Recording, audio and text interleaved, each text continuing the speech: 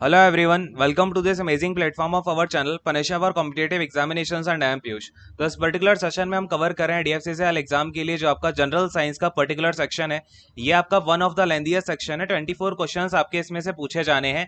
और अभी हम इंपॉर्टेंट एलिमेंट्स क्या यहाँ पे हमने सारी पीरियोडिक टेबल खत्म कर ली है और मेटल्स भी आपके ऑलमोस्ट खत्म हो गए हैं। आज आपकी मेटल्स की लास्ट क्लास है कि अलग अलग मेटल्स है और आपके क्या क्या क्वेश्चंस बनते हैं जिन्हें हम बड़े ही सीक्वेंस वे में देखने लग रहे हैं। ठीक है, और शुरू करते हैं आज का सेशन। आज आपकी क्लास नंबर 19 है। अगर आपने 1 to 18 क्लासेस नहीं की हैं तो वो जाके कर लेना। उसमें मैंने आपको केमिस्ट्री तो बीच में स्टार्ट करवाई थी, उसके पहले मैंने आपको प्रीवियस ईयर पेपर भी करवाया हुआ है, उसके अकॉर्डिंग काफी सारी थ्योरी करवाई है। ठीक है, वो जाके कंप्लीट कर लेना। तो शुरू करते हैं आज का सेशन सीधा। आपका यहाँ पे आते हैं और आज का हमारा एलिमेंट सबसे पहला होने वाला है सिल्वर। ठीक है, सिल्वर के बारे में बात करेंगे, गोल्ड के बारे में बात करेंगे, लेड से आपके क्वेश्चंस बनते हैं उनके बारे में देखेंगे, मर्क्यूरी हो गया। ठीक है, ये आपके फाइनल जो एलिमेंट बचते हैं लास्ट के 3-4 उनसे हम यहाँ पे बात करने वाले हैं। अच्छा, सिल्वर का यहाँ पे आपका जो केमिकल सिंबल होता है वो क्या होता है? Ag। अगर मैं आपसे सिल्वर की बात करूं इसका एटॉमिक नंबर कितना है तो इसका एटॉमिक नंबर हो जाता है 47। ठीक है, और इसका एटॉमिक मास भी याद रखो, क्वेश्चन आ चुका है आपका सिल्वर के एटॉमिक मास को लेकर के। ठीक है, तो इसका तो आप स्पेशली याद रखो। मैंने आपको स्पेशल जो मेटल्स कराए हैं ना उनके तो आप कम से कम क्या करोगे कि एटॉमिक मास उन सब के तो याद रखने ही रखने हैं। ठीक है ना, तो इसका एटॉमिक मास कितना हो जाता है? 108। ठीक है, कितना होता है? 108 होता है, याद रखना सभी लोग। ठीक है, चलो अब अगर मैं आपकी सिल्वर की बात करूं तो ये आपका कौन से पीरियड में होता है? तो 5th पीरियड में होता है। ठीक है, कौन से पीरियड में? 5th पीरियड में, और आपका 11th ग्रुप में। 5th पीरियड 11th ग्रुप में आपका सिल्वर प्रेजेंट होता है। तो फटाफट से अब शुरू करते हैं। इससे देखो ज्यादा क्वेश्चन तो नहीं आते, बस और से क्वेश्चन आते हैं और 2-4 प्रॉपर्टी है सिल्वर की जहां से आपके क्वेश्चंस बनते हैं। ठीक है, तो फटाफट इसको निपटाते हैं। अगर मैं ओर्स की बात करूं तो इसकी मेनली 2-3 और हैं। जैसे एक और आपकी हो जाती है हॉर्न सिल्वर। ठीक है, क्या होती है? Horn silver. तो आपसे कभी पूछा जाए कि हॉर्न सिल्वर किसकी ओर है तो ये आपकी किसकी होती है? सिल्वर की ओर होती है। और इसमें AgCl रहता है, यानी कि सिल्वर के साथ क्या रहता है? क्लोरीन रहता है। ठीक है, अच्छा नंबर 2 पे यहाँ पे आपकी कौन सी हो जाती है? और ये हो जाती है रूबी सिल्वर। ठीक है, रूबी सिल्वर तो इसका एक नाम है, लेकिन इसका अक्सर एग्जाम्स में जो नाम आता है वो पूछा जाता है पाइरार ग्राइट। ठीक है, पाइरार ग्राइट। तो ये जो आपका नाम है ये ध्यान में रखना, ये TE है।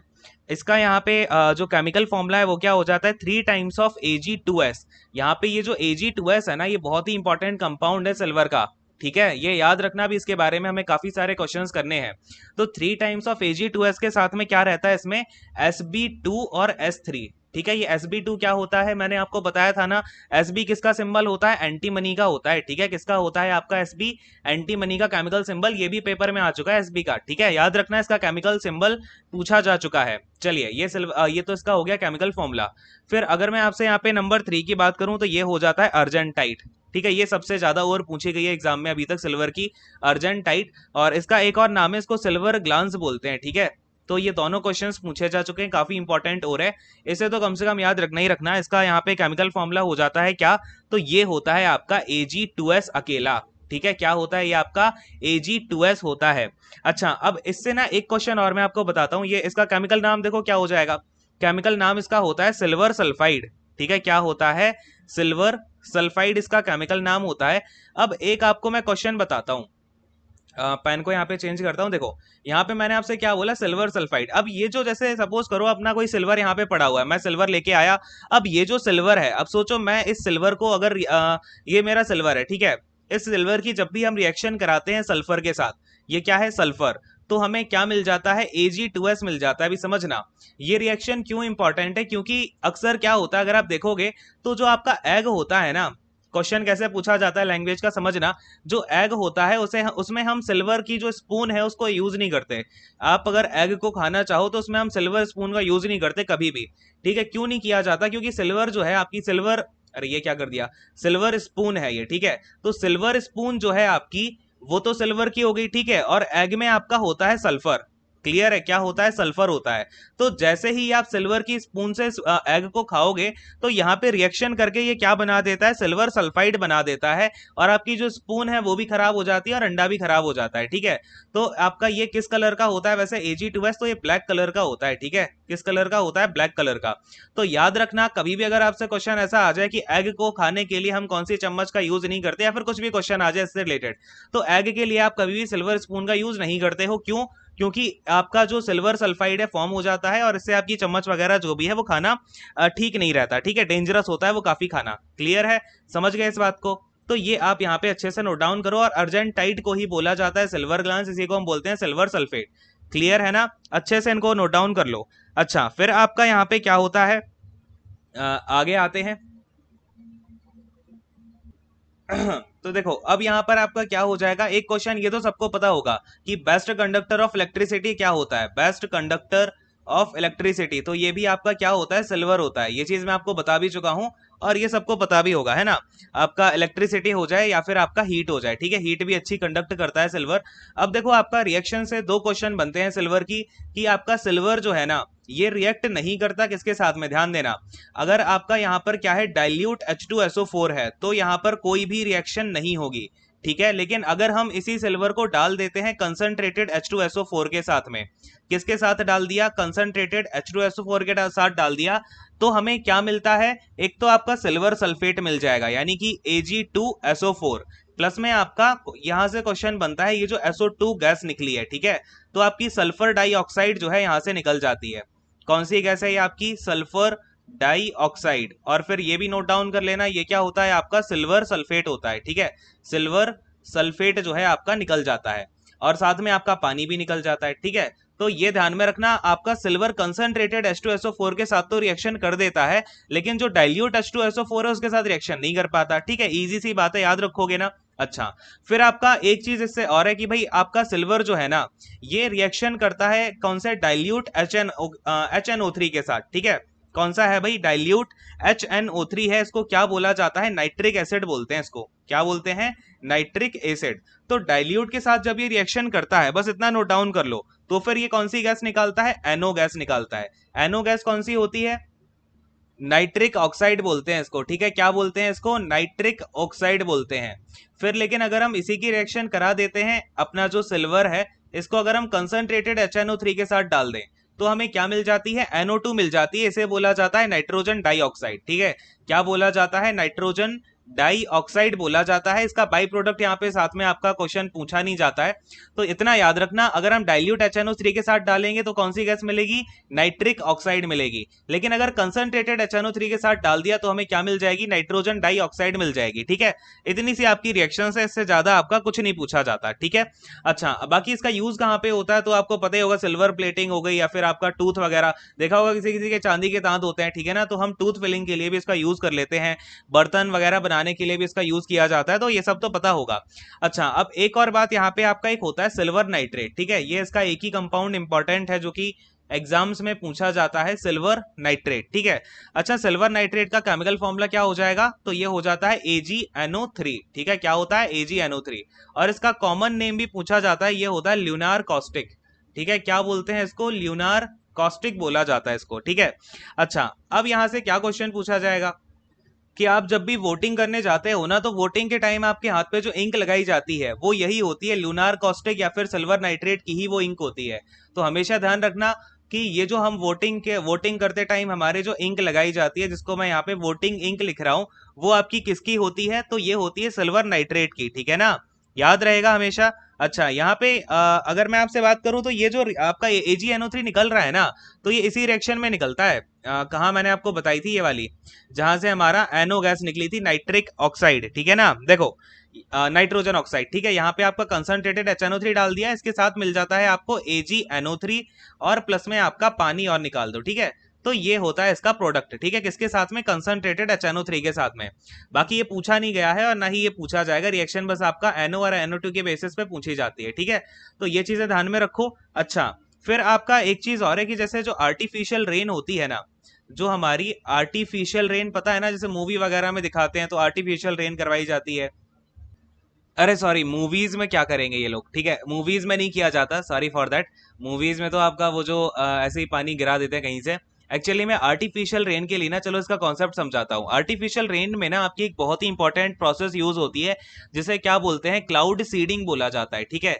क्या बोलते हैं, क्लाउड सीडिंग। तो इसमें होता क्या है ना, जैसे कि अगर रेन नहीं हो रही है, ठीक है, किसी जगह पे बहुत ज्यादा रेन की जरूरत है, जैसे आपका ये यूज किया गया था, एक ओलंपिक था किसी ईयर का, मुझे याद नहीं आ रहा, उस ओलंपिक के लिए उस जगह वहां पे क्या करवाया गया, आर्टिफिशियल रेन करवाई गई वहां पे। होता क्या है इसमें, बेसिकली मैं आपको प्रोसेस बताता हूँ। क्लाउड सीडिंग में क्या किया जाता है, जैसे कोई क्लाउड है, ठीक है, ये क्लाउड है, इसमें एयरक्राफ्ट की मदद से क्या भेज दिया जाता है, AGI, ठीक है ना। अब ये AGI क्या है भाई, इसको बोला जाता है सिल्वर आयोडाइड, ठीक है, क्या बोला जाता है, सिल्वर आयोडाइड। अच्छा मैं आपको एक चीज और बता दूं कि सिल्वर के साथ में आप कोई भी हैलाइड डाल दो तो ये सारे हैलाइड के साथ मिलकर के क्या बना देता है, सिल्वर हैलाइड बना देता है। या फिर जैसे कि हैलाइड का मतलब क्या हो गया, कोई भी हैलोजन आप यहाँ पे डाल दो। हैलाइड का मतलब क्या है, यहाँ पे हैलोजन, हैलोजन कौन कौन से होते हैं बताओ जरा मुझे, कौन कौन से होते हैं, फटाफट से बोलो। क्लोरीन हो गया, ब्रोमीन हो गया, आयोडीन हो गया, ठीक है। तो आपका इस तरीके से आपका AgCl बन जाता है, AgBr बन जाता है, AgI बन जाता है, ठीक है। तो इस तरीके के कई सारे आपके हैलाइड्स बन जाते हैं। ये जो फॉर्म हुआ है ना, इनको हैलाइड बोला जाता है। तो अब देखो, क्लाउड सीडिंग कराने के लिए हम क्या करते हैं, या तो एजीआई और इसके साथ में ड्राई आइस, ठीक है ना। एजीआई और फिर ड्राई आइस आप क्या करोगे, इन बादलों पे आप इनकी बॉम्बार्डमेंट करा दो, ठीक है। इनको हमने फेंका इसके ऊपर। अब होता क्या है कि जो रेन ड्रॉप्स होती है ना, वो इसके आसपास आगे चिपक जाती हैं, ड्राई आइस हो गया, एजीआई हो गया। तो फिर आगे चल के इसमें क्या हो जाता है, कंडेंसेशन होने लग जाता है, आपका प्रेसिपिटेशन होने लग जाता है। प्रोसेस काफी लंबी होती है, लेकिन आप इतना समझो कि अगर आपसे क्वेश्चन कभी भी पूछा गया कि आर्टिफिशियल रेन कराने के लिए हम कौन से कंपाउंड का यूज करते हैं, तो याद रखना वो कौन सा कंपाउंड है, आपका सिल्वर आयोडाइड, ठीक है ना, AgI। और इसके अलावा आप यहाँ पे ड्राई आइस का भी हम यहाँ बॉम्बार्डमेंट कराते हैं। और ये जो क्लाउड सीडिंग की प्रोसेस है, ये सबसे पहली बार 1946 में की गई थी न्यूयॉर्क में, ठीक है। तो ये भी अगर कभी पूछ ले तो पूछेगा, नहीं तो वैसे काफी डीप हो जाता है नहीं तो ये चीज। चलिए खैर, ये सब आपको समझ में आ गया, नोट डाउन कर लिया सभी ने। आगे बढ़ते हैं, यहाँ पे सिल्वर से इतने ही क्वेश्चंस पूछे जाते हैं और ज्यादा कुछ पूछा नहीं जाता। और बाकी ठीक है, बस यही क्वेश्चंस पूछे जाते हैं। नेक्स्ट वाले अपने एलिमेंट पे आते हैं, जो कि हो जाता है गोल्ड, ठीक है। अब किसके बारे में हम बात कर रहे हैं, गोल्ड। गोल्ड को देख के भाई किसी की भावनाएं जागृत तो नहीं होगी कि गोल्ड चाहिए है, हाँ चलो। गोल्ड को यहाँ पे, गोल्ड का सिंबल क्या होता है, AU होता है। अब ये सब तो सबको पता होगा, चलो एटॉमिक नंबर बता दो गोल्ड का, 79 होता है ना। एटॉमिक मास कितना होता है, 197 होता है, ठीक है। ये क्या है, एटॉमिक मास। और आपका गोल्ड का भी एटॉमिक मास अच्छे से याद में रखना, इजी ही है ना। देखो आपका जो सिल्वर था उसका एटॉमिक मास कितना था, 108 था, गोल्ड कितना हो गया, 197 हो गया, क्लियर है। और गोल्ड का एटॉमिक नंबर 79, सिल्वर का कितना था, 47 था, क्लियर है। ऐसे थोड़ा सा रिलेशन बना लो और एक बार डिजिट्स को देख लो। चलो, अब अगर मैं आपसे पीरियड की बात करूं, कौन से पीरियड में होता है गोल्ड, तो फिर आपका 6th पीरियड में होता है, ठीक है। और आपका ग्रुप कौन सा होता है, तो 11th ग्रुप होता है, क्लियर है। तो ये सभी चीजें आप थोड़ी सी माइंड में रखेंगे। अब बात करते हैं गोल्ड की ओर्स की, ठीक है ना। तो गोल्ड की ओर्स में जो केमिकल फॉर्मूला है वो ज्यादा इंपॉर्टेंट नहीं होता, इसके बस नाम पूछा जाता है ओर का। तो एक बार लिखो यहाँ पे, आपका एक तो होती है कैलावेराइट, ठीक है। कौन सी होती है, कैलावेराइट और होती है। इसका फॉर्मूला इजी है, एक बार देख लो, AuTe2, ठीक है। क्या होता है, AuTe2 यानी कि गोल्ड, गोल्ड है और इसमें आपका ये क्या होता है, चलो टी का मुझे यहाँ पर आप बताओ फटाफट से, टी कौन से एलिमेंट का सिंबल है। तो ये होता है आपका टेल्यूरियम, ठीक है। क्या होता है, टेल्यूरियम होता है, इसका एटॉमिक नंबर होता है 52। चलो खैर, सेकंड नंबर की अगर हम बात करें और की, तो ये हो जाती है आपकी नेग्याजाइट, ठीक है, नेग्याजाइट होती है। इसका आपको केमिकल फॉर्मूला याद रखने की जरूरत नहीं है, बहुत उल्टा सीधा सा होता है तो पूछा भी नहीं जाता। चलो अगले की बात करते हैं, तो ये हो जाता है आपका पेटजाइट। इनके नाम याद रखना, ठीक है ना, केमिकल फॉर्मूला रखो ना रखो, क्योंकि अक्सर क्वेश्चन इसका अगर आएगा तो ऐसा आता है, which of the following is not a ore of gold, ठीक है ना। अगर ऐसा क्वेश्चन बन गया तो आपको नाम याद होने चाहिए। चलो खैर, पेटजाइट हो गया, देन आपका एक होता है क्रेनेराइट। क्या होता है, क्रेनेराइट। फिर यहाँ पे 5th नंबर की अगर हम बात करें, तो ये हो जाता है साइलवेनाइट, ठीक है। क्या हो जाता है, साइलवेनाइट। और एक और इसकी और होती है, मुझे उसका नाम याद नहीं आ रहा, एक सेकंड यार, वो सैंड होती है, कौन सी होती है, हाँ ऑरीफेलस सैंड बोलते हैं। क्या बोलते हैं, ऑरीफेलस सैंड। तो इस सैंड से आपका जो है गोल्ड को निकाला जाता है, ये और नहीं है एक तरीके से, ये सैंड होती है, ठीक है ना।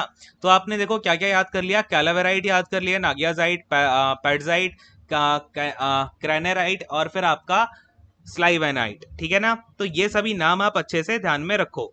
बाकी ये जो लास्ट वाला है आपका सिल्वेनाइट, इसका थोड़ा सा अगर आप फॉर्मूला याद रखना चाहो तो रख लो, क्योंकि इसमें सिल्वर भी होता है, गोल्ड भी होता है, और फिर आपका Te2, क्लियर है। तो थोड़ा सा याद रख लो, थोड़ा ये आपका क्वेश्चन पूछा जा सकता है क्योंकि इसमें आपका सिल्वर भी है और गोल्ड भी है।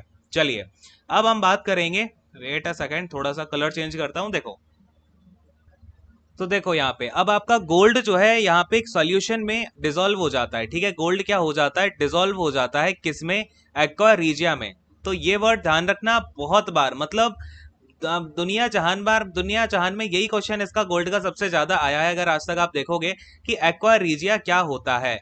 तो ध्यान रखना एक्वा रीजिया क्या होता है। सबसे पहली बात, एक ये क्या होता है, एक टाइप का रिएजेंट होता है जिसमें कि आपका जो गोल्ड है वो डिसॉल्व हो जाता है। दूसरी बात, एक्वा रीजिया किस किस का मिक्सचर है, तो HCl का और HNO3 का मिक्सचर होता है। इनका रेशियो कितना होता है, तो HCl 3 होता है और HNO3 1 होता है, ठीक है। तो याद रखना एक्वा रीजिया किस किस का मिक्सचर है, HCl और HNO3 का रेशियो कितना होता है, 3:1 का रेशियो होता है, ठीक है। याद रखोगे ना, बहुत बार क्वेश्चन पूछा गया है, ठीक है। ये आई थिंक बहुत सारे बच्चों को पता भी होगा। अच्छा ये तो चलो ठीक है, आपने ये सुना होगा कि गोल्ड जो है ये आपका 24 कैरेट का गोल्ड मिलेगा, ये 22 कैरेट का गोल्ड मिलेगा। कैरेट वर्ड सुना है ना, तो ये ध्यान रखना कैरेट वर्ड जो है वो प्योरिटी ऑफ गोल्ड के बारे में बताता है, ठीक है। क्या करता है ये, प्योरिटी ऑफ गोल्ड के बारे में बताता है। अब कैसे बताता है, जैसे लेटेस्ट से मैंने आपसे बोला 24 कैरेट का गोल्ड है मेरे पास, तो यहाँ पे आप क्या बोलोगे, इसका मतलब है ये गोल्ड सबसे ज्यादा प्योर है, यानी कि प्योर AU है ये। लेकिन अगर मैंने आपसे बोल दिया कि ये मैं आपको अभी 22 कैरेट का यहाँ पे गोल्ड दे रहा हूँ, इसका मतलब पता क्या होता है कि इसमें आपका जो 22 पार्ट है वो तो किसका है, गोल्ड का है, लेकिन यहाँ पर 2 पार्ट किसका हो जाता है, वो कॉपर का हो जाता है। यानी कि ये जो मिक्सचर आपको दिया जा रहा है गोल्ड का, इसमें 22 पार्ट गोल्ड है और 2 पार्ट किसका हो जाता है, कॉपर का। तो ये चीज आप थोड़ा सा याद रखिएगा कि अगर हम कैरेट के फॉर्म में बात करते हैं तो उसमें जो आपका बचा हुआ पोर्शन होता है 24 में से आप माइनस कर दो, तो जो बचा हुआ पोर्शन आता है ना उसमें वो कॉपर रहता है। क्लियर है, किसने में से माइनस करते हैं, 24 में से। याद रखोगे ना हमेशा। चलो अब यहां पर अगर हम बात करें, थोड़ा सा नीचे आते हैं। अब इसके बारे में अगर मैं आपसे रिएक्शन की बात करूं तो एक रिएक्शन आप गोल्ड की याद रख सकते हो। वैसे ज्यादा पूछी तो नहीं गई है अब तक अभी तक, लेकिन अगर कभी पूछ ले तो ठीक है। आपका जो गोल्ड होता है ना AU, ये आपका रिएक्ट करता है किसके साथ में, तो ये रिएक्ट करता है आपका पोटेशियम साइनाइड। अच्छा यहाँ पे क्या क्या हो जाता है, पोटेशियम साइनाइड भी हो सकता है या फिर आपका सोडियम साइनाइड भी हो सकता है, तो ये ध्यान में रखना। CN का मतलब क्या हो गया, सोडियम, K होता है तो पोटेशियम हो जाता है, Na होता है तो आपका सोडियम हो जाता है। क्लियर है, तो या तो ये KCN के साथ रिएक्शन करेगा या फिर NaCN के साथ। क्या फॉर्म करने के लिए रिएक्शन करता है, तो इससे ये आपका बना देता है, रिएक्शन पूरी होती है, ये आपका गोल्ड हो गया, KCN या फिर NaCN हो गया, इसके साथ में ऑक्सीजन रहती है और इसमें पानी भी डाला जाता है, ठीक है। तब हमें यहाँ पे क्या मिल जाता है, तो ये देखना थोड़ा, एक बार मैं इसको इरेज कर देता हूँ, ठीक है। ये तो रिएक्शन लिखने का तरीका गलत हो जाएगा। देखो तो हमें रिजल्ट क्या मिल जाता है, 4 टाइम्स ऑफ, ध्यान देना यहाँ पर मैं जो लिख रहा हूँ ये क्या होता है आपका AuCN का होल ट्वाइस। इसको क्या बोला जाता है यहाँ पे, तो ये जो होता है ना ये होता है आपका पोटेशियम। पोटेशियम यहाँ पे मैं लिख देता हूं पोटेशियम। देन आपका ये है ऑरा साइनाइड, ठीक है। ये जो आपका है ना यहाँ पे ये जो दिख रहा है अंदर ब्रैकेट के AuCN का होल ट्वाइस, इसको बोलते हैं ऑरा साइनाइड। क्या बोलते हैं, ऑरा साइनाइड बोलते हैं। तो ये जो आपका आयन है, अगर आप देखोगे ये पूरा का पूरा क्या है, कंपाउंड है, लेकिन अगर मैं इस कंपाउंड को तोड़ दूंगा तो ये क्या बचेगा, ये एक आयन बचेगा, ठीक है ना। कंपाउंड को जब भी तोड़ते हैं तो हमें क्या मिलते हैं, आयंस मिलते हैं। तो ये जो आपका आयन टूट के बनता है, इस आयन को बोला जाता है ऑरा साइनाइड आयन। तो क्वेश्चन आपका ये पूछा जा सकता है कि अगर हम गोल्ड को सोडियम या फिर पोटेशियम साइनाइड के साथ डालते हैं तो कौन सा आयन मिलता है, कौन सा आयन मिलेगा, ऑरा साइनाइड आयन मिलेगा। बस इतनी सी बात ध्यान में रख लो। क्वेश्चन तो खैर ये नहीं पूछा गया है आपके जो कॉम्पिटिटिव एग्जाम होते हैं सिंपल इजी इजी से, बट अगर कभी पूछा जाए तो याद रख लेना, ठीक है। चलो फिर आपका इसका एक कंपाउंड होता है जिसे बोला जाता है पर्पल। क्या बोला जाता है, पर्पल ऑफ कैशियस बोला जाता है। पर्पल ऑफ कैशियस, इसका केमिकल फॉर्मूला याद रखोगे क्या होता है, गोल्ड प्लस का आपका SnOH का होल पावर 4, ठीक है। तो ये होता है इसका केमिकल फॉर्मूला, थोड़ा सा याद रख लेना इसको, ठीक है। और बाकी इसका ज्यादा यूज बस इसका यही है कि इसको कलर वगैरह करने के लिए यूज करते हैं और ये पर्पल कलर का होता है, ठीक है। और हम इसे रूबी ग्लास बनाने के लिए भी यूज करते हैं, किसका, पर्पल ऑफ कैशियस का, रूबी ग्लास बनाने के लिए। और ये जो नाम पड़ा हुआ है ना कैशियस, ये जिस साइंटिस्ट ने इसको खोजा था उसके नाम पे पड़ा है। क्लियर है? तो बाकी बस ये आपको ध्यान ये रखना है कि पर्पल ऑफ कैशियस का केमिकल फॉर्मूला क्या है, तो Au प्लस का SnOH का होल 4। बस यही इतने क्वेश्चंस पूछे जाते हैं गोल्ड से, इससे ज्यादा क्वेश्चन नहीं पूछेगा। और सबसे ज्यादा क्वेश्चन तो बस ये जो छोटका सा क्वेश्चन है ना एक्वा रीजिया, इससे ही पूछा गया है। चलो खैर आते हैं यहाँ पे, गोल्ड के बाद अपना नंबर आता है मर्क्यूरी का। ठीक है, किसकी बात कर रहे हैं भाई? मर्क्यूरी की बात कर रहे हैं। मर्क्यूरी क्या होता है आपका? Hg होता है, सिंबल पता होगा। और यहाँ पे इसका एटॉमिक नंबर कितना होता है? तो 80 एटॉमिक नंबर होता है। एटॉमिक वेट कितना होता है? 200 होता है। ठीक है, तो ये आप याद रखेंगे 80 एंड 200। क्लियर है? कौन से ग्रुप में होता है? तो एक ग्रुप नंबर आपके 12 होता है। Hg किसमें है? ग्रुप नंबर 12 में। याद रखना है इसके बारे में सारी की सारी चीजें। ठीक है, पीरियड इसका 6th होता है। ठीक है, पीरियड कौन सा है? 6th है। चलो ये सभी बातें हो गई इसके बारे में। अच्छा, अब ये जो Hg है इसको एक और नाम से जाना जाता है, अगर आपको याद हो तो। क्या नाम है? Quick silver. ठीक है, क्या बोला जाता है इसको? क्विक सिल्वर बोला जाता है, क्योंकि दिखने में ये सिल्वर जैसा ही होता है इसका कलर वगैरह। ठीक है ना? चलो अब यहाँ पे हम बात करते हैं मर्क्यूरी की ओर्स की। ओर्स से काफी क्वेश्चन पूछे गए हैं मर्क्यूरी की, तो इसकी ओर्स देखना हमारे लिए भी जरूरी है। चलो, सिन्नाबार। ठीक है, अच्छा इसकी ना इकलौती एक ही ओर की हम बात कर रहे होते हैं और एग्जाम में यही बार बार पूछा जाता है। सिन्नाबार जो है आपकी मेन ओर है, जिसका केमिकल फॉर्मूला याद रखना, Hg के साथ में क्या मिला रहता है? इसमें सल्फर रहता है। ठीक है, तो HgS को बोला जाता है सिन्नाबार, और इसमें से हम एक्सट्रैक्ट करते हैं अपना मर्क्यूरी को। ठीक है, याद रखोगे ये वाली चीज। और ये आपका ये भी पता होना चाहिए, ये आपका ऐसा मेटल है जो कि क्या होता है? लिक्विड होता है रूम टेम्परेचर पे। ठीक है, ये तो अब सबको पता भी होगा, मैंने पीरियोडिक टेबल कराते टाइम भी आपको ये चीज बताई थी। चलिए खैर, अब यहाँ पर आप एक चीज याद रखना कि जो आपका मर्क्यूरी होता है, मर्क्यूरी जो है आपका रिएक्ट सबके साथ, सारे जो मेटल्स हैं या फिर जितने भी मेटल होते हैं सभी के साथ ये रिएक्ट कर जाता है। किसको छोड़ करके? आयरन को और प्लेटिनम को छोड़ के। ठीक है, तो ये चीज याद रखना, अगर आपसे कभी पूछा जाए कि हम मर्क्यूरी को किसमें स्टोर करके रखते हैं, ऐसा अगर हम मेटल की बात करें। ठीक है, यहाँ पे मैं क्या बोल रहा हूँ आपसे? मेटल। मर्क्यूरी सारे मेटल के साथ रिएक्शन करता है आयरन और प्लेटिनम को छोड़ के। तो अगर हमें मर्क्यूरी को स्टोर करके रखना हो किसी मेटल में, तो हम कैसे मेटल में स्टोर करेंगे? वो आपका आयरन का होना चाहिए आपका, या फिर आपका वो प्लेटिनम का होना चाहिए। ठीक है, प्लेटिनम का तो क्या ही बनवाएंगे, तो आयरन का जो कंटेनर्स होते हैं उसमें हम मर्क्यूरी को स्टोर करके रख रहे होते हैं। ठीक है, फैक्ट्री वगैरह में यूज करने के लिए। तो ये चीज हो गई। और इसके अलावा आपका एक ये चीज हो गई, और दूसरी बात अभी आपने देखा गोल्ड को हम किस में डिसॉल्व कर देते हैं? एक्वा रीजिया में। तो एक्वा रीजिया में आपका अगेन ये जो मर्क्यूरी है ये डिसॉल्व हो जाता है। ठीक है, क्या हो जाता है? एक्वा रीजिया में डिसॉल्व हो जाता है। चलो एक बार बताओ मुझे फटाफट से, एक्वा रीजिया में क्या क्या होता है और कितने रेशियो में होता है? ठीक है, बताइए कमेंट करके। चलो खैर, अब यहाँ पर अगर मैं आपसे बात करूँ इसका मर्क्यूरी का क्या क्वेश्चन और बनता है, यूजेस का बनता है। तो हम बैरोमीटर में मर्क्यूरी का यूज करते हैं। ठीक है, बैरोमीटर हो गया। थर्मोमीटर में यूज करते हैं। अच्छा ये जो गर्ल्स लोग या फिर कुछ बॉयज थिएटर आर्टिस्ट जो होते हैं वो भी यूज करते हैं मस्कारा का। ठीक है, मस्कारा का यूज करते हैं, तो मस्कारा में भी मर्क्यूरी होता है। ठीक है, तो ये चीज भी याद रखना। थर्मोमीटर हो गया, थर्मोमीटर का तो सबको पता ही होगा।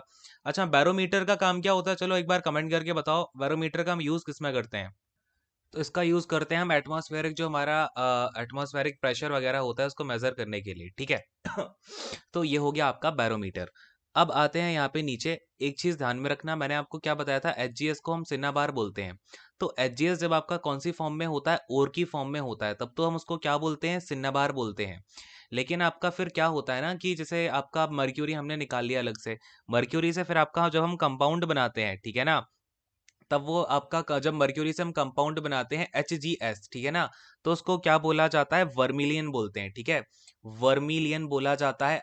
ठीक है, डिफरेंस समझ में आया? जब ओर की फॉर्म में होता है, यानी कि जो आपका ओर निकलती है, नेचर में जो अकरिंग आपका एलिमेंट निकलता है, उसे जब निकाला जाता है ओर को, तो उसे बोलते हैं सिन्नाबार। लेकिन अगर हमने Hg से कंपाउंड बनाया हुआ है HgS, तो उसको हम बोलते हैं वर्मिलियन। इसका केमिकल नेम क्या होता है? मर्क्यूरिक सल्फाइड होता है। ठीक है, क्या होता है? मर्क्यूरिक सल्फाइड जो है इसका केमिकल नेम होता है। और वही अपना जो केमिकल फॉर्मूला है वो तो HgS ही हो जाएगा। तो ये चीज़ आपको समझ में आ गई क्या? अब इसका जो कलर होता है ये लाल कलर का होता है। किस कलर का होता है? रेड कलर का होता है। अगेन ये आपका किसी वाटर के साथ जो है ये आपका मिक्स ही नहीं होता, और एसिड के साथ रिएक्शन करता नहीं है। लेकिन ये आपका जो एक्वा रीजिया है, ठीक है ना, मैंने आपको बताया मर्क्यूरी जो है एक्वा रीजिया में डिसॉल्व हो जाती है, तो आपका ये भी मर्क्यूरी एक्वा रीजिया में जो है आपका वर्मिलियन डिसॉल्व हो जाता है। ठीक है, तो ये चीज़ अच्छा यहाँ पे ध्यान में रखना, वर्मिलियन और आपका सिनाबार दोनों का केमिकल फॉर्मूला एक ही है, लेकिन जो सिनाबार है वो आपका हमें पूरा नेचर में मिलता है, और जबकि जो अपना दूसरा वाला वर्मिलियन है ये आपका कंपाउंड बनाया जाता है मर्क्यूरी से। ठीक, चलो फिर आपका एक होता है Hg2Cl2। तो इसका यहाँ पर केमिकल फॉर्मूला, इसका केमिकल नेम क्या होता है? ये होता है मर्क्यूरियस क्लोराइड। ठीक है, क्या होता है? मर्क्यूरियस क्लोराइड होता है। और अगर मैं आपसे बात करूं इसका कॉमन नेम क्या है, तो इसका कॉमन नेम होता है कैलोमिल। ठीक है, कैलोमिल नाम से ये पूछा जा चुका है। तो कैलोमिल किसका किसका कॉमन नेम है? तो ये है मर्क्यूरियस क्लोराइड का है। और इसका केमिकल आप फॉर्मूला देख सकते हो, Hg2Cl2 है। बाकी इससे ज़्यादा कुछ क्वेश्चन नहीं पूछे जाते। वाइट कलर का ये आपका होता है, मेडिसिन वगैरह में इसका यूज़ करते हैं। ठीक है, तो बस इतने ही क्वेश्चन बनते हैं आपके मर्क्यूरी से। ठीक है, लास्ट वाले एलिमेंट मेटल जो है इनसे ज़्यादा क्वेश्चन बनते नहीं है। जो मेजर मेजर क्वेश्चंस हैं वो मैंने आपको बता दिए हैं। फिर ऐसे ही आपका एक एलिमेंट होता है जिंक। ठीक है, क्या होता है? जिंक होता है। अब जिंक के बारे में भी फटाफट से देखते हैं, कुछ क्वेश्चंस इसके पूछे गए हैं। जैसे अगर हम जिंक की बात करें तो इसका एटॉमिक नंबर 30 होता है। इसका एटॉमिक मास कितना होता है? फटाफट से बोलो। 65 होता है। ठीक है, अच्छा अब अगर आपसे पूछा जाए कि जिंक कौन से पीरियड में प्रेजेंट है, तो फोर्थ पीरियड में प्रेजेंट होता है। कौन से ग्रुप में है? तो फिर ये आपका होता है ग्रुप नंबर 12 में। ठीक है, कौन से ग्रुप में होता है? ग्रुप नंबर 12 में होता है। ठीक है, और बाकी ये आपका थोड़ा सा ब्लू कलर का होता है, ब्लूइश वाइट होता है। ठीक है, कैसा होता है? ब्लूइश वाइट कलर का होता है आपका जिंक मेटल। और तो अब जरा इसकी ओर्स को देखते हैं भाई, ओर्स ऑफ जिंक कौन कौन सी हैं। तो यहाँ पर मेन जो ओर्स होती हैं जिंक की वो 3 हैं। एक बार कलर को चेंज करेंगे। देखो सबसे पहली, अरे भाई एक सेकंड रुको जरा। देखो सबसे पहली जो ओर हो जाती है वो है आपकी जिंसाइट। एक सेकंड रुकना जरा, यार ये पेन को क्या हो जाता है बार बार। देखो जिंसाइट। ठीक है, जिंसाइट अगर मैं और की बात करूं तो इसका केमिकल फॉर्मूला क्या हो जाता है आपका? ZnO। ठीक है, क्या होता है? ZnO होता है। देन इसी तरीके से आपका होता है जिंक ब्लेंड। ठीक है ना, क्या होता है? Zinc blende. इसका केमिकल फॉर्मूला क्या होता है? ZnS होता है। देन इसी तरीके से आपका एक होता है कैलामाइन। कैलामाइन सबसे ज्यादा इंपॉर्टेंट है, बहुत बार पूछा गया है कैलामाइन। तो कैलामाइन का जो केमिकल फॉर्मूला होता है वो होता है ZnCO3। ठीक है, तो याद रखना ना, कैलामाइन किसकी ओर है? जिंक की ओर है। ठीक है, तो ऐसे नाम आपको जैसे ओर्स वगैरह होती है ना जो, उनमें आपको वो नाम तो बिल्कुल याद रखने हैं जो कि मिल नहीं रहे होते हैं। जैसे जिंक ब्लेंड है तो ये नाम तो आपका देखो पता ही चल जाएगा कि अगर जिंक बोल दिया तो जिंक का ही होगा। बट जैसे कैलामाइन नाम हो गया, तो ऐसे जो अलग अलग नाम होते हैं ना उनको तो जरूर याद रखा करो। ठीक है, वही क्वेश्चंस क्योंकि एग्जाम में पूछे जाते हैं। क्लियर है? चलो, अब अगर मैं यहाँ पर आपसे बात करूँ थोड़ा सा केमिकल रिएक्शंस की, तो आपको 3 चीजें ध्यान में रखनी है। ठीक है, क्या चीजें ध्यान में रखनी है? पहली, दूसरी और फिर आपकी तीसरी। जिंक जो है आपका 3 के साथ रिएक्ट करता है। ठीक है, मैं आपको बता रहा हूँ, यहाँ पे नोट डाउन करना गैस का नाम। पहला हो गया आपका HCl। ठीक है, दूसरा हो गया आपका H2SO4 हो गया। ठीक है, और एक हो गया आपका HNO3। सबका नाम तो पता है ना, ये आपका हाइड्रोक्लोरिक एसिड है, ये सल्फ्यूरिक एसिड है, और ये आपका नाइट्रिक एसिड है। ठीक है, तो इनसे ना 3 गैसेस निकलती हैं, रिएक्ट करता है जब जिंक इन तीनों के साथ में। उन तीनों गैस के नाम बहुत ही ज्यादा इंपॉर्टेंट हैं। ठीक है, जैसे अगर मैं आपसे बात करूं इसका HCl का, तो यहां से निकलती है हाइड्रोजन गैस। ठीक है, जब आपका जिंक जाएगा किसके साथ? HCl के साथ जाएगा, और साथ में क्या मिल जाएगा? तो ZnCl2 आ जाता है इसके साथ में। तो ये इसका बाई प्रोडक्ट हो गया, और Zn ये हो गया। तो दो जाएंगे आपके HCl के साथ। ठीक है, तो ये आपकी रिएक्शन बैलेंस भी होगी। अब जब हम डालते हैं जिंक को H2SO4 के साथ में, तो हमें यहाँ पर कौन सी गैस मिलती है? SO2 मिलती है। ठीक है ना, ये क्या है? सल्फर डाइऑक्साइड है। और SO2 के साथ में क्या निकल जाएगा?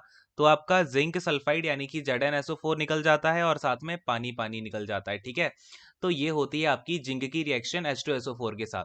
फिर अगर हम जिंक की रिएक्शन कराते हैं HNO3 के साथ में, तो यहाँ पर आपकी जो गैस निकलती है वो है NO2। यहाँ पर आपको मेनली याद क्या रखना है? इन गैसेस के नाम ध्यान में रखने हैं।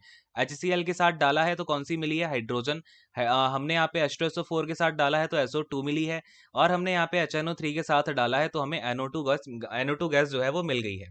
ठीक है, यहाँ पे इसके साथ क्या निकल जाता है? तो ZnNO3 का होल ट्वाइस। ठीक है ना, ZnNO3 का होल ट्वाइस। बाकी इतना इंपॉर्टेंट ये है नहीं। ठीक है ना, ये नहीं पूछे जाएंगे एग्जाम में कभी भी आपसे, गैसेस ही पूछी जाती हैं, और इसमें पानी भी निकलता है। ठीक है, H2O भी निकलेगा। बाकी ये ध्यान में रखना। ठीक है, ज्यादा कुछ चीजें नहीं है इसमें। और रिएक्शन आपकी एक तो ये हो गई। और इससे आपका एक कंपाउंड पूछा जाता है, ठीक है। जिंक से आपका क्या पूछा जाता है, कंपाउंड लिथोफोन करके। क्या होता है, लिथोफोन करके ये आपका होता है। और इसको ये क्या होता है, बेसिकली ये आपका बेरियम सल्फेट हो गया, ठीक है। इसके साथ में आपका ZnS, ठीक है ना। क्या किस किस का ये मिक्सचर होता है, याद रखना। लिथोफोन कंपाउंड आपका BaSO4 प्लस का ZnS है।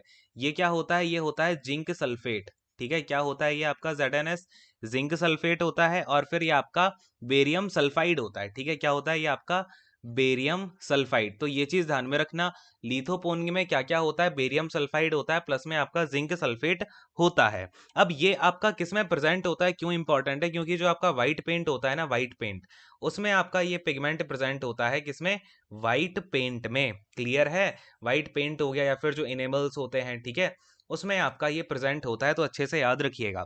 फिर आपका मैंने आपको ग्रीन विट्रियोल कराया था, बताओ। अच्छा चलो कमेंट करके बताओ, मैंने आपको कौन कौन से विट्रियोल बता रखे हैं, ठीक है ना।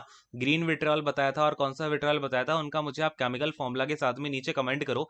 तब तक मैं आपको एक और विट्रियोल बताता हूँ, व्हाइट विट्रियोल, ठीक है। क्या होता है आपका व्हाइट विट्रियोल, ये व्हाइट विट्रियोल किसको बोला जाता है, तो ZnSO4 को बोला जाता है। क्या होता है, ये आपका जिंक सल्फेट होता है, ठीक है। क्या होता है, जिंक सल्फेट। तो याद रखना, इसका कॉमन नेम हो गया व्हाइट विट्रियोल। और इसका, हाँ, अब विट्रियोल मैंने आपको क्या बताया था, विट्रियोल में हमेशा पानी होता है, तो इसके साथ में हम क्या डाल देते हैं, 7 मॉलिक्यूल्स ऑफ वाटर डाल देते हैं, तब हो जाता है ये आपका विट्रियोल। वैसे इसको जिंक सल्फेट बोला जाता है। अरे बोलो हाँ, बात क्लियर है क्या। हमेशा ये चीज ध्यान में रखना। और इसका यूज हम यहाँ पे जिंक प्लेटिंग करने के लिए करते हैं, ठीक है। जिंक प्लेटिंग करने के लिए इसका यूज किया जाता है। चाहे जिंक का जो सबसे इंपॉर्टेंट यूज है वो किसमें होता है, बताओ जरा जल्दी से। आपको गैल्वेनाइजेशन प्रोसेस पता है क्या, गैल्वेनाइजेशन। गैल्वेनाइजेशन में क्या होता है ना, जैसे जो आयरन की रस्टिंग वगैरह होने लगती है, तो उसके लिए हम क्या करते हैं, आयरन के ऊपर एक शील्ड चढ़ा देते हैं, ठीक है ना। शील्ड के एक तरीके से आयरन के ऊपर हम जिंक की लेयर लगा देते हैं। इस प्रोसेस को बोला जाता है गैल्वेनाइजेशन। ये क्वेश्चन भी बहुत बार पूछा गया है, और आई थिंक ये तो अब सबको पता भी होगा। गैल्वेनाइजेशन में हम कौन से मेटल का यूज करते हैं, तो जिंक मेटल का यूज किया जाता है, ठीक है। तो ये सारी की सारी चीजें आई होप आपको क्लियर होंगी। और अब जिंक भी अपना निपट गया है, तो आपके मेटल्स जो हैं लगभग सारे खत्म हो गए हैं। बस आपका एक लेड बचा है, ठीक है। लेड के कुछ कंपाउंड्स हैं और लेड के अलॉयज हैं, जहां से क्वेश्चंस बनते हैं। तो ये एक काम करते हैं, लेड वाला कल करा देता हूँ, इसके साथ में मैं आपको नॉन मेटल भी कल स्टार्ट करवा दूंगा, ठीक है। नॉन मेटल्स में हमें क्या करना है, कार्बन हो गया, कार्बन में कैटेनेशन की प्रॉपर्टी होती है ना, समझ रहे हो। और फिर आपका एलोट्रोपिक फॉर्म्स हो गई। और कार्बन, जैसे मैंने आपको नाइट्रोजन साइकिल बताई थी ना, वैसे आपकी एक दो साइकिल और होती है नाइट्रोजन साइकिल से। तो आपका DFCCL में पिछली बार क्वेश्चन इन्होंने सीधा सीधा पूछ लिया, मैंने आपको सारी वो प्रोसेस भी करवा दी है। तो आपसे अब क्वेश्चन जो है नाइट्रोजन साइकिल, तो मैंने आपको सारी प्रोसेस करवा दी। बाकी अगर कार्बन से हुआ तो ये भी मैं आपको एक दो प्रोसेस करवाऊंगा जहां से क्वेश्चन आने की प्रोबेबिलिटी है, ठीक है। तो बिल्कुल पेपर में ये ऐसा आपको बिल्कुल एक चीज भी छोड़नी ही नहीं है जो कि एक्सपेक्टेड हो एग्जाम में, और वो आप ना करो, ठीक है। तो ये सभी चीजें और हम करेंगे फटाफट से, देन आपका केमिस्ट्री फिनिश करवाऊंगा। और केमिस्ट्री में ना मैं एक काम करूंगा, कुछ केमिकल रिएक्शंस हैं। क्या है भाई, केमिकल रिएक्शंस जो आपकी 9th क्लास की एनसीईआरटी हो गई एंड 10th क्लास की एनसीईआरटी हो गई, इनमें कुछ रिएक्शंस गिवन हैं और ये रिएक्शन ही पूछी जाती हैं, ठीक है ना। आपके जो एग्जाम्स हो गए, लाइक रेलवे का एनटीपीसी हो गया, ग्रुप डी हो गया, जो रेलवे के एग्जाम्स में पूछी गई हैं, या फिर आपका DFCCL में जो पूछी जाएगी, यही रिएक्शंस पूछी जाती हैं, ठीक है। वैसे ऑलमोस्ट मैंने आपको मेटल्स के साथ में करा दी हैं। बाकी जो कुछ बची हुई हैं आपकी रिएक्शंस 9th 10th में जो गिवन है, वो मैं आपको एक साथ करवा दूंगा, ठीक है। तो उसकी लिस्ट भी आपको मिल जाएगी, वो सभी रिएक्शन कैसे याद करनी है, क्या है, क्या क्या क्वेश्चंस बनते हैं, वो भी हम एक साथ कर लेंगे। तो आपका ये केमिस्ट्री जो है एक तरीके से फिनिश हो जाएगा। फिर हम बायोलॉजी पे भी चलेंगे। बायोलॉजी का जो सेक्शन है वो थोड़ा सा हमें ज्यादा पढ़ना पड़ेगा। बायोलॉजी से काफी अच्छे क्वेश्चंस आने की प्रोबेबिलिटी है। और फिजिक्स भी देखना है, फिजिक्स में न्यूमेरिकल तो ज्यादा नहीं आएंगे, बाकी फिजिक्स आपको मैं कराता हूँ थोड़ा बहुत जो भी है, ठीक है। तो टेंशन नहीं लेनी इस चीज की। और अच्छे से पढ़ाई करते रहिए। देखो आपको कुछ काम अब और क्या ही काम करना है, ठीक है ना। मेहनत करो, पढ़ाई करो। और देखो मुझे पता है कि होता है ना कई सारे बच्चों में ना कि पैशन फॉलो नहीं कर पा रहा हूँ, ये करना है वो करना है। तो पैशन जो है ना, एक चीज हमेशा ध्यान रखो, ये मुझे पता है कि किसी का बचपन से कोई ये नहीं सोचता, पैशन किसी का ये नहीं होता कि मैं बड़ा बन के एग्जीक्यूटिव बनूंगा, या फिर जूनियर एग्जीक्यूटिव बनूंगा ऑपरेशंस एंड BD में, DFCCIL में। किसी ने सोचा था क्या ऐसा, नहीं सोचा था। बट स्टिल देखो, पैशन फॉलो करने के लिए ना आपको अपने आप को प्रूव करना पड़ेगा। इसीलिए तो बोल रहा हूँ कि जल्दी से जल्दी मेहनत करो, कोई भी एक आप फटाफट से जॉब पकड़ो, क्योंकि देखो सबसे बड़ी प्रॉब्लम है आज के टाइम पे कि देखो अब ऐसा तो है नहीं कि पैशन फॉलो करने के लिए, या तो अगर पैशन फॉलो करना है तो वो आपको स्टार्टिंग से आपको बहुत बचपन से शुरू कर देना चाहिए, उसके लिए लगे रहना चाहिए। जैसा जो लोग अभी सक्सीड हुए हैं, विराट कोहली को देख लो, एम एस धोनी को देख लो, तो इन्होंने जो है एक चीज को टारगेट किया तो उसके पीछे लगे रहे, ठीक है। तो पैशन फॉलो करने के दो मेथड होते हैं, या तो आप अभी जो प्रिपरेशन कर रहे हो अपने आप को पूरा एक तरीके से प्रूव कर दो, एक जॉब अपने पास ले लो, सिक्योर कर लो, फिर अपना पैशन फॉलो करो, है ना। अब मुझे पढ़ाने का पैशन भी और मुझे सिंगिंग करने का भी पैशन है, तो भाई पढ़ा तो अभी रहा ही हूँ, और अभी अब टाइम निकलते निकलते देखो करेंगे कुछ, ठीक है। सिंगिंग वगैरह वैसे कर रखी है मैंने भी, देखते हैं खैर। तो मेरा पॉइंट क्या है कि आप लोग करो, मेहनत करो, एक बार में निपटाओ, ठीक है ना कोई जॉब पकड़ो, और उसके बाद अपनी लाइफ को थोड़ा सा आगे बढ़ाओ, पैशन को भी फॉलो करो, पैशन फॉलो करना भी लाइफ में जरूरी है ना। तो अगर आप टाइम रहते अपनी जॉब वगैरह जल्दी ले लोगे, एक सेटल हो जाओगे, एक आपका एक सपोर्ट मिल जाएगा फैमिली को, तो अपना आराम से पैशन वगैरह फॉलो करो, सोचो ये सब चीजें, है ना, अपने लिए करो कि भाई मुझे अपना पैशन भी फॉलो करना है। अगर आप और कुछ करना चाहते हो तो करो, क्या फर्क पड़ता है, एक बार अपने आप को प्रूफ कर डालो फटाफट से मेहनत करके, है ना। तो बस हर जगह से आपको मोटिवेशन आना चाहिए, अपने पेरेंट्स को देखो, मतलब हर जगह से मोटिवेशन ना किस जगह से नहीं आ सकता है, हर जगह से आता है यार मोटिवेशन तो, ठीक है। तो खैर बस इतना ही सेशन है, एंड मिलते हैं फिर कल की क्लास में। और आज आपकी का जो करंट अफेयर्स की क्लास है वो 9 PM को होगी, और यार ज़्यादा वीडियो डालने पे ना यूट्यूब नोटिफिकेशन नहीं भेजता है, तो उसका देखते हैं क्या सोल्यूशन बनता है। फिलहाल टाइमिंग मैंने आपको बता दी है, तो क्लास को टाइम पे ज्वाइन कर लेना, और 5 PM पे आपकी कस्टमर रिलेशन की, एंड 7 PM पे है जीके की, ठीक है। जीके में शायद आपका लाइव टेस्ट भी है। और तो 5 PM को मिलते हैं फिर कस्टमर रिलेशन वाली क्लास में। और कस्टमर रिलेशन अगर आपने अभी तक रिवाइज नहीं किया है तो उसको प्लीज रिवाइज कर लो, क्योंकि आपका आज का जो मॉडल है और जो हम आगे पढ़ने वाले हैं वो और भी ज्यादा हैवी होगा, ठीक है ना। इसलिए मैंने आपको टाइम दे दिया था कि भाई पीछे का पूरा रिवाइज करके आओ, क्योंकि कस्टमर रिलेशन में हम ऐसा पढ़ेंगे कि क्वेश्चन ना ही छूटे, ठीक है ना। चलो ठीक है, खैर सेशन को यहीं पे एंड करते हैं। Thank you so much, God bless you all, take care and bye bye.